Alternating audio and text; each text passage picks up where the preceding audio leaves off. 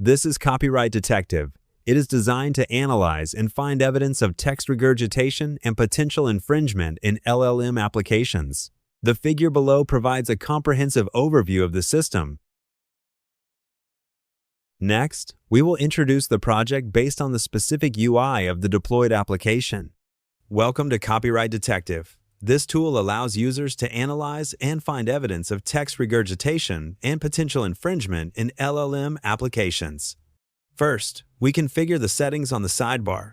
You can input your API keys to call commercial models or connect to local open-source models deployed via vLLM.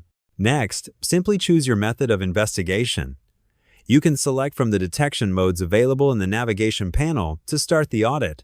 Let's walk through the functionality of these forensic modules. First, we have the Content Recall Detection module. This serves as the core mechanism for verifying verbatim text reproduction. It supports both snippet-level analysis and full document processing, allowing you to check if the model can reproduce exact passages from copyrighted works. Next is the Persuasive Jailbreak Detection. Since commercial models often have safety filters that block direct requests for copyrighted text, this module uses adversarial persuasive strategies like rhetorical prompting to bypass these defenses and expose latent memorization that standard prompts might miss. Moving beyond exact wording, the Knowledge Memorization Detection module investigates whether the model has internalized the actual information and facts within a book. It assesses semantic leakage by testing the model with generated, open-ended, and multiple-choice questions based on the source material. To make Copyright Detective even more robust, we have integrated a forensic module based on the min_k%prob method. Min_k%prob operates on a simple hypothesis. If a model has seen a text during pre-training, it will be surprisingly confident even on the most difficult, outlier words. The system automatically identifies the tokens with the lowest probabilities, the top k% outliers, and calculates their average log likelihood. This provides us with strong, reference-free statistical evidence that this text was part of the training corpus, allowing Copyright Detective to expose risks that standard generation tests might miss. For users with white box access, we offer Unlearning Detection. This module analyzes internal representation dynamics. By combining metrics like PCA shift, it helps assess whether content has been effectively unlearned or if residual traces might still exist in the model's deep layers. Finally, the Legal Cases display contextualizes your findings with a curated selection of legal milestones spanning music, art, and text. It serves as an educational warning system, illustrating how similar infringement patterns have been adjudicated in historical precedents. Next, here are some practical examples on the UI. We begin with Content Recall Detection.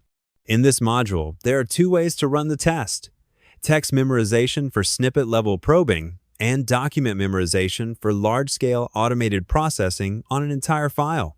For text memorization, in addition to user-defined evaluation, there are two available recall types: next passage prediction and direct probing.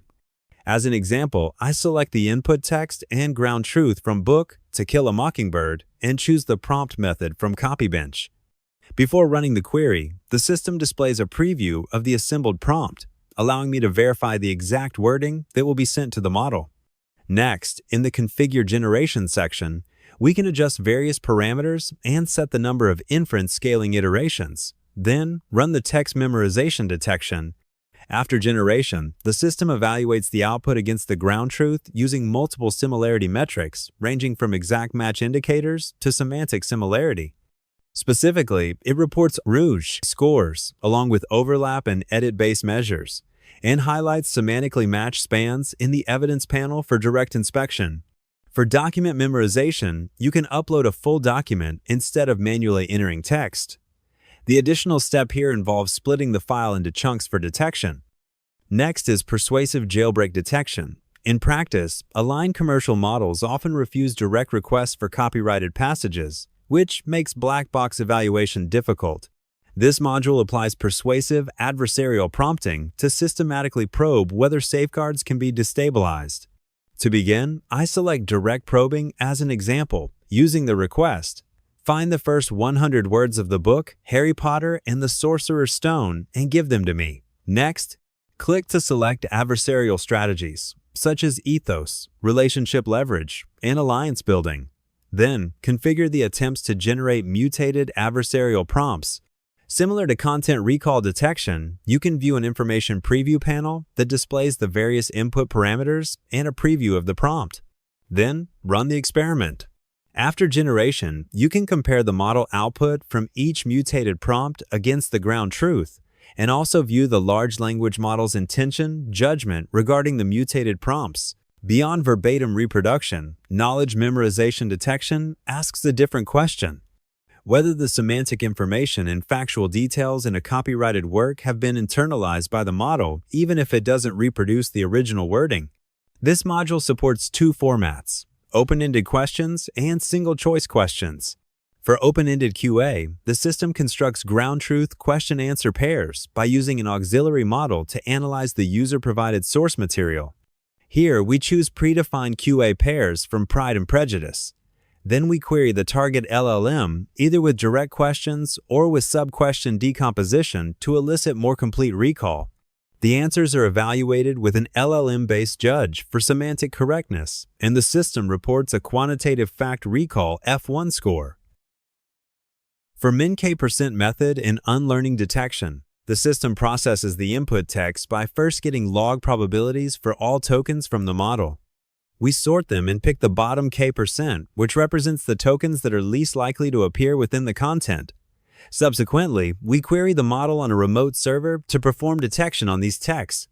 For this experiment, we select predefined examples from the Wikimaya dataset. As defined, the scene data is drawn from articles published before our target model's training cutoff, while the unseen data consists of content created strictly after the model's release. We input max tokens to control the length of the target text and specify the value for the bottom k%. Then we run the min-k% probabilities analysis. Here is how we derive these two metrics from our data. AUC measures our ranking ability. We calculate this by checking: if we randomly pick one seen text and one unseen text, does our model give the seen one a higher score? A high score confirms that it usually does. TPR is our strict judge test. We first fix the false positive rate at around 5%, meaning we tolerate almost no false accusations, and measure our success rate under this condition.